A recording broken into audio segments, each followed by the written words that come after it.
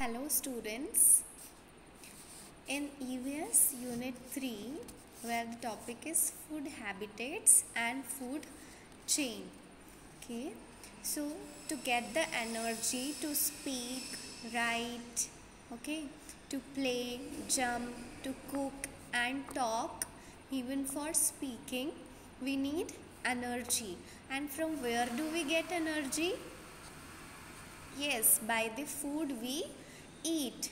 What do you think? From where does the food come that our mother cooks in the kitchen?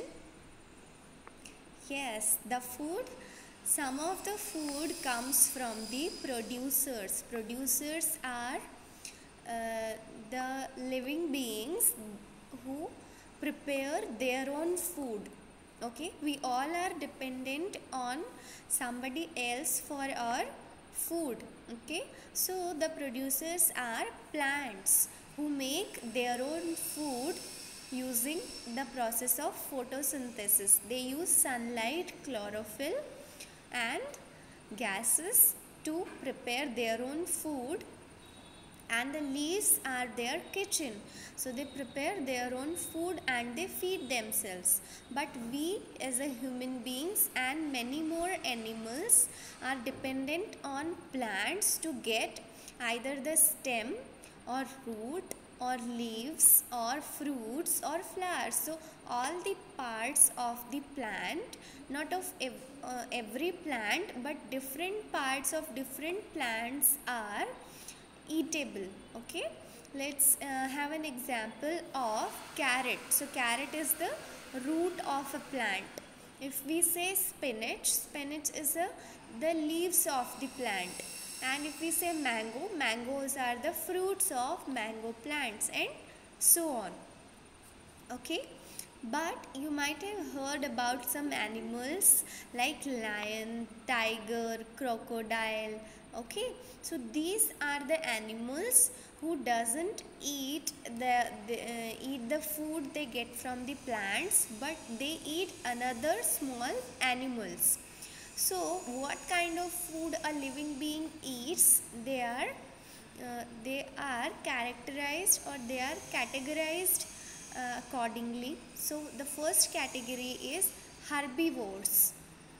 Herbivores are animals that feed only on plants for food. So you can say vegetarians are called herbivores, that feed only on plants for the food. Their food includes leaves, grass, flowers, fruits, seeds and roots. Some herbivore animals are deer, zebra, cows, sheep, horses, rabbits, elephants and giraffes, and also us. Second comes carnivores. Carnivores are animals that get their food by hunting and eating other animals. Some carnivore animals are foxes, wolves, lions, sharks, tigers, spiders, crocodiles and etc. Now the third category is omnivores. Omnivores are animals that can eat both plants and animals. Some omnivorous animals are human beings, bears, pigs and hens.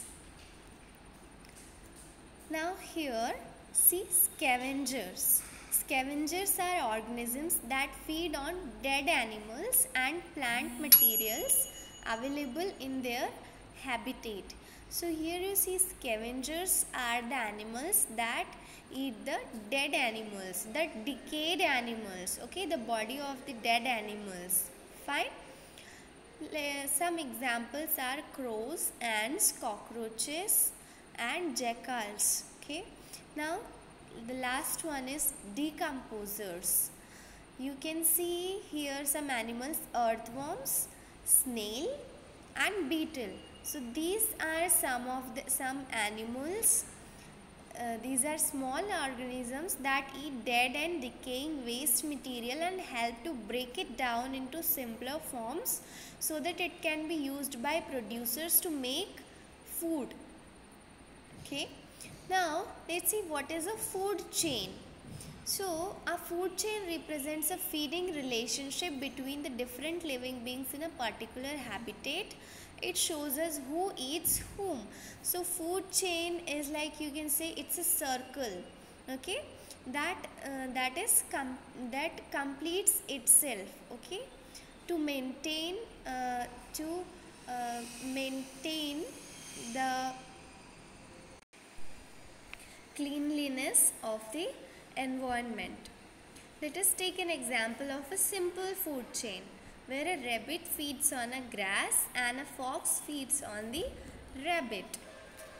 Then producers and consumers, food chain of different habitats. So different habitats may have different food chain.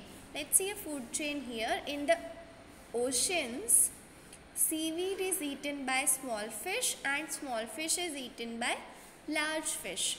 Another three food chains you can see here. This is a good example of food web. See where does the food web starts? Grass. Let's say grass. Okay. So grass is eaten by whom? Does a mouse eats grass? Okay.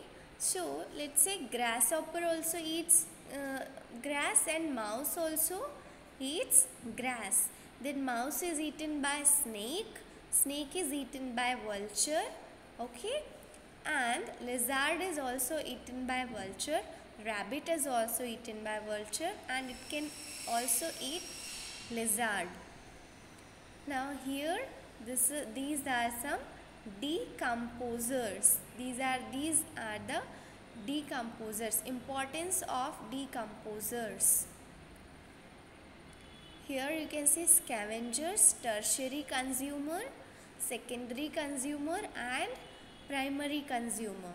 So this is a food chain. This is a food web or food chain, students. Okay. And here is the food chain according to different habitats. So I hope you would have understood what is a food chain. Okay, every habitat has different animals that adapt to its unique weather conditions and availability of food. Thank you.